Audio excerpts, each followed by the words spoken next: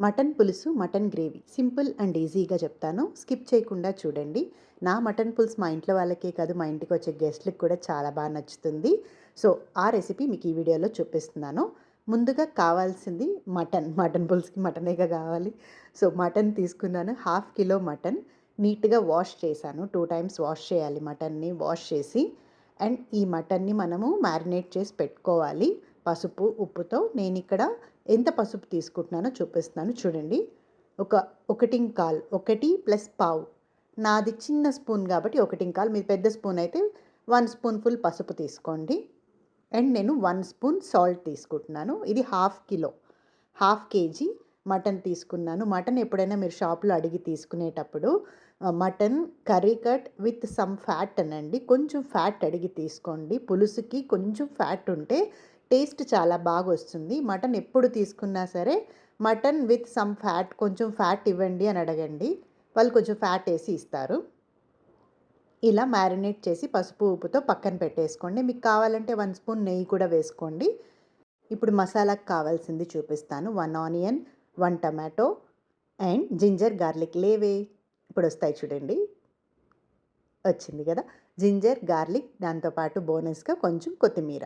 వీటన్నిటిని మిక్సీకి పట్టుకోవాలి. వీటితో పాటు మిక్సీకి ఇంకేం వేసుకోవాలో కూడా మీకు చూపిస్తాను. సో, ఇలా కట్ చేసేసుకొని నీట్‌గా, మరి చిన్నగా కట్ చేసుకోకండి. అలా చేసుకుంటే మిక్సీకి నలగదు. కొంచెం మీడియం సైజ్‌గా కట్ చేసుకోండి. Onion, tomato and ginger, garlic, వెల్లుల్లి, అల్లం, కొత్తిమీర అండ్ దాల్చిన చెక్క, లవంగాలు, సోంపు 1 స్పూన్.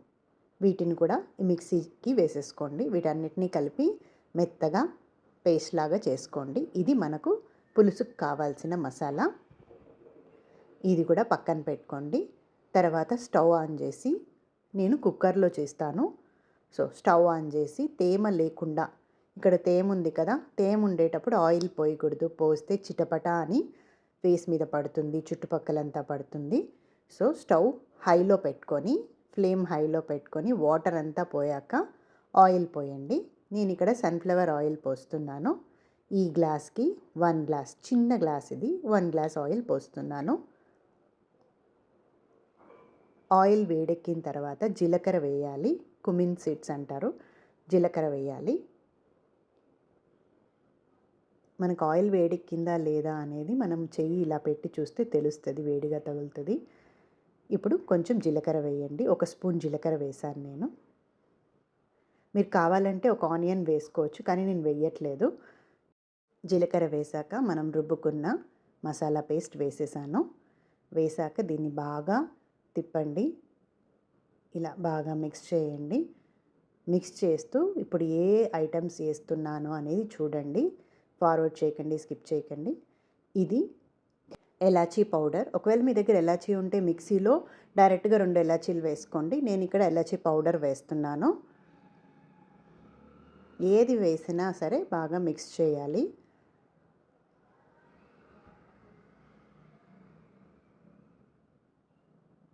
ఇప్పుడు ధనియాల పొడి 1.5 స్పూన్. ఇలా మనం యాడ్ చేసేటప్పుడు ఎప్పుడైనా స్టవ్ పైన ఫ్లేమ్ని మీడియంలో పెట్టుకోండి. ఏది యాడ్ చేసినా వెంటనే మిక్స్ చేయండి. ఫ్లేమ్ మీడియంలో పెట్టుకోవాలి. తర్వాత చిల్లీ పౌడర్, కారపొడి వేస్తున్నాను. కారపొడి 2 స్పూన్స్ వేస్తున్నాను. బాగా మిక్స్ చేయండి. ఇది నా ఫేవరెట్ ఇంగ్రీడియంట్ కసూరి మేతి. ఇది ఒక 1/2 స్పూన్ వేస్తున్నాను.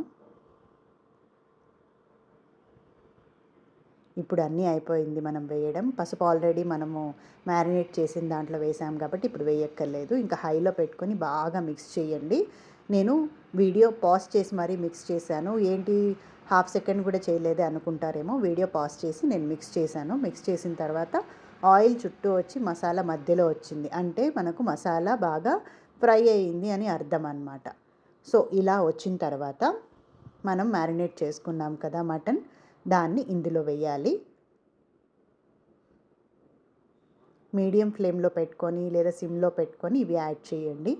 యాడ్ చేశాక ఇప్పుడు ఈ మటన్ ముక్కలకి మసాలా బాగా పట్టాలి. గుచ్చుతూ అలా కలపండి. బాగా మిక్స్ చేయండి.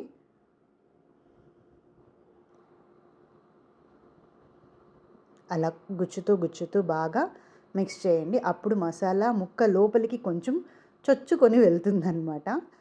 సో అలా గుచ్చుతూ గుచ్చుతూ బాగా మిక్స్ చేయండి. నేను ఇలా మిక్స్ చేసేదంతా మధ్య మధ్యలో వీడియో పాజ్ చేసి బాగా మిక్స్ చేస్తాను 2 హ్యాండ్స్‌తో. ఎందుకంటే ఒక హ్యాండ్‌తో ఫోన్ పట్టుకుంటాం కాబట్టి. సో నేను ఎప్పుడైనా సరే మిక్స్ చేయండి అని చెప్పినప్పుడు మీరు 2 హ్యాండ్స్‌తో ఒక హ్యాండ్ హ్యాండిల్ పట్టుకొని ఇంకో హ్యాండ్‌తో మిక్స్ చేయండి. తర్వాత కడిగిన కరివేపాకు ఇందులో కర్రీ లీవ్స్ యాడ్ చేయండి. అవి యాడ్ చేసిన తర్వాత కూడా ఒకసారి మిక్స్ చేయండి. ముక్కలకి మసాలా బాగా పట్టుకోవాలి. మనం ఆల్రెడీ 1 స్పూన్ మ్యారినేట్లో వేసాం కాబట్టి ఇప్పుడు నేను 1½ స్పూన్ వేస్తున్నాను ఉప్పు, సాల్ట్.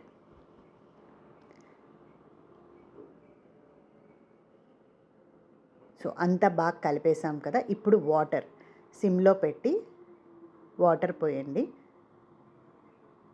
నేను ఈ గ్లాస్కి 1½ గ్లాస్ వాటర్ పోస్తున్నాను.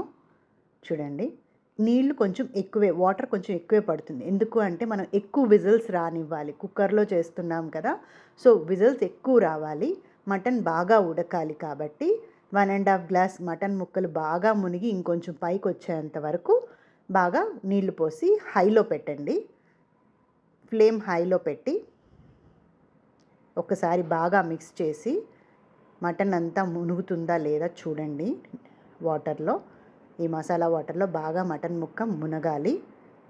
ఇలా బుడ బుడ బుడ అని వస్తుంది చూసారా, బబుల్స్ వచ్చినప్పుడు హైలో పెట్టేసి ఇంకా బాగా బబుల్స్ వచ్చేటప్పుడు కుక్కర్ మూత పెట్టేసేయండి.